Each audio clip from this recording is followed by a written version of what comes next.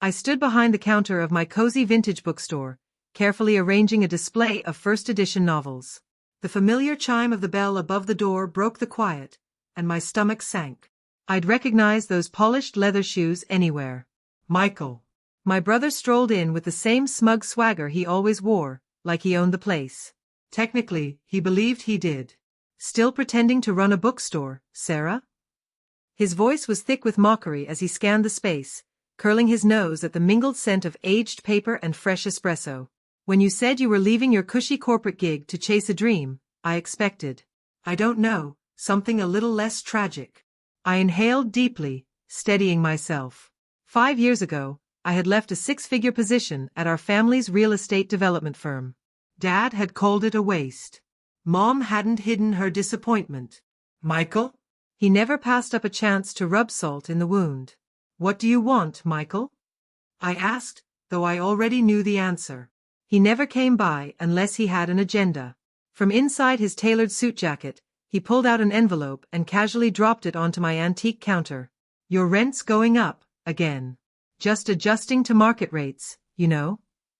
His grin told me he was enjoying this. Every visit, every increase, every jab, he wanted me to fail. I opened the envelope. My jaw tightened when I saw the number. Twice what I was already paying. This place is a joke, he sneered, inspecting his nails. You're sitting on prime property, and all it's doing is collecting dust and bad coffee. Maybe it's time you face the truth. You're not cut out for business. 4 or 5 years, I'd put up with this. The rent hikes, the surprise inspections, the constant undermining. What Michael didn't realize was that while he played the villain landlord, I had been quietly growing something real. This little bookstore? It was just the storefront. I'd started small, buying rare books online and flipping them. Then came estate sales, networking with collectors, reinvesting every cent with precision. What began as a modest dream had become a global business. Without a word, I walked to my office and returned with my briefcase. Michael was still monologuing about how our father had been right about me. I placed the briefcase on the counter, clicked it open, and pulled out a folder so thick it made his smirk falter. Actually, I said coolly, we need to have a conversation about your tenancy.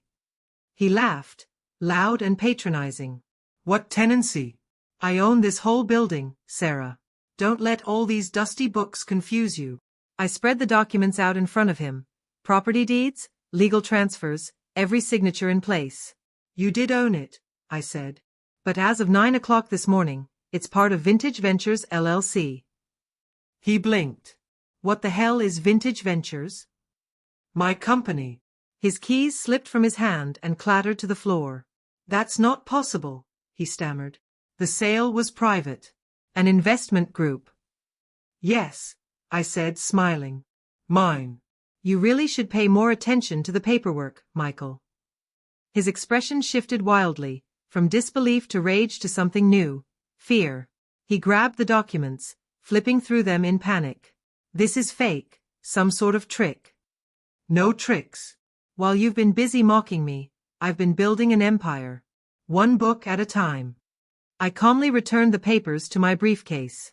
Now, about your office upstairs. I'll need it cleared out by month's end. You know how these market rates work.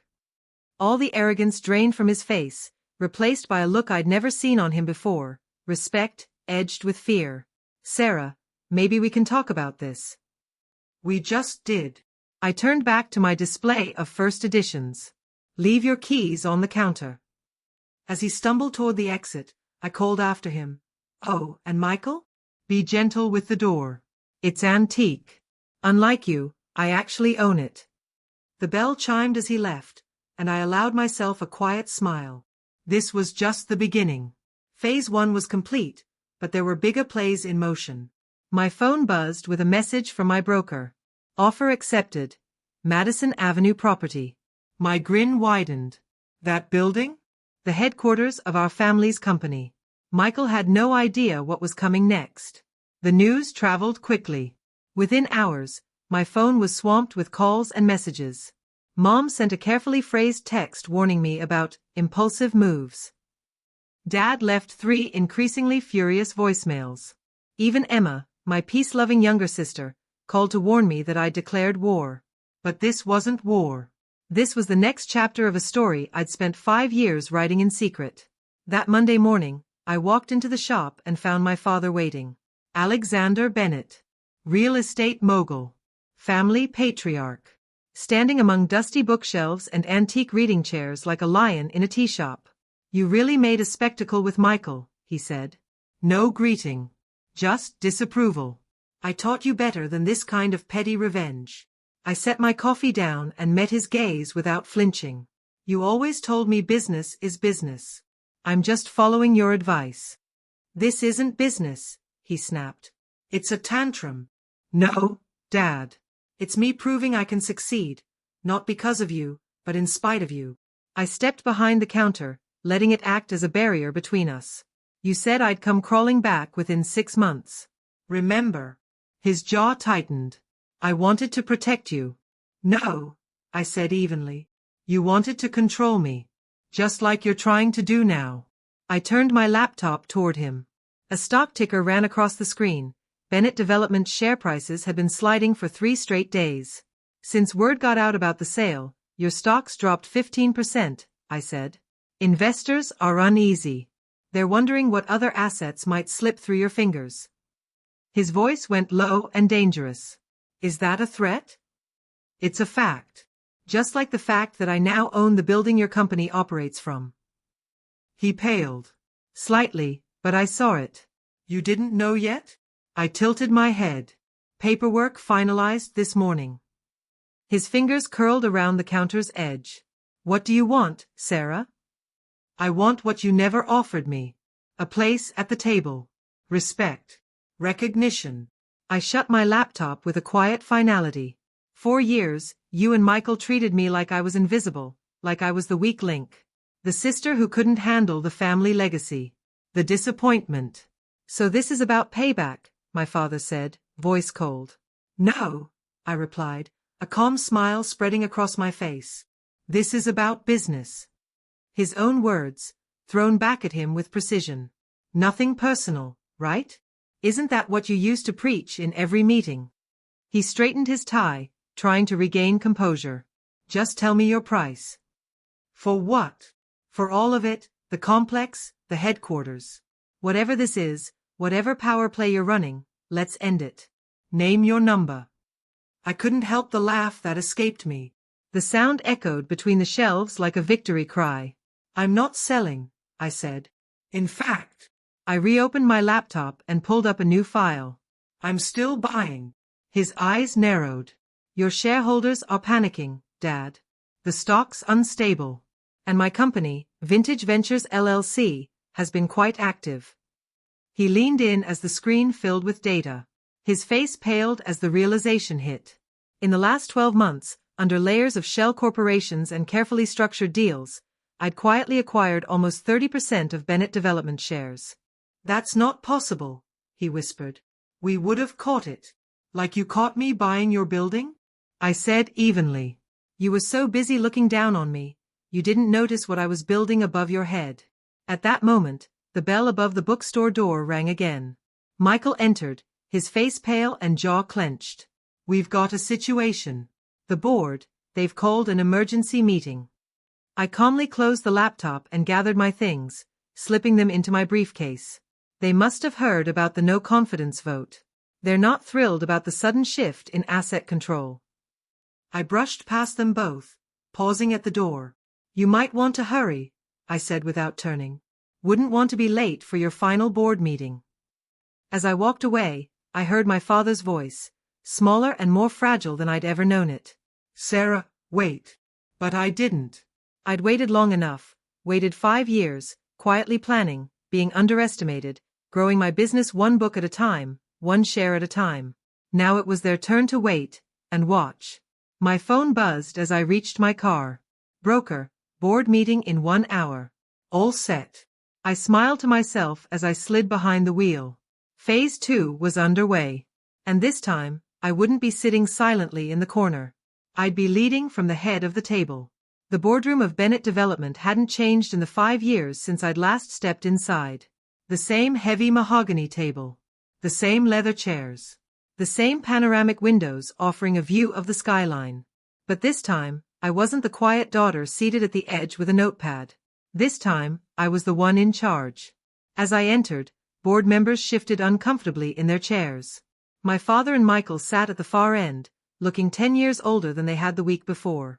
Their lawyers huddled nearby, whispering urgently. I placed my laptop on the table and opened it.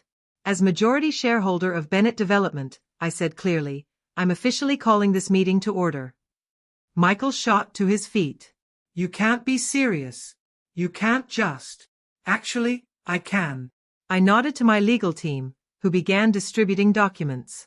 As of this morning, Vintage Ventures holds 51% of the company's shares. The extra 21% was purchased from individual shareholders who were quite eager to sell, given recent instability.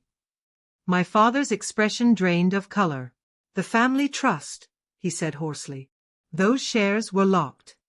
Were they? I said, clicking on an email I had prepared. The screen behind me displayed a message dated 5 years ago. His message. You wrote this when you removed me from the family trust. Called me an embarrassment to the Bennett legacy. That decision made those shares publicly vulnerable. I simply took advantage of the gap. I let the silence stretch as the board read through the files.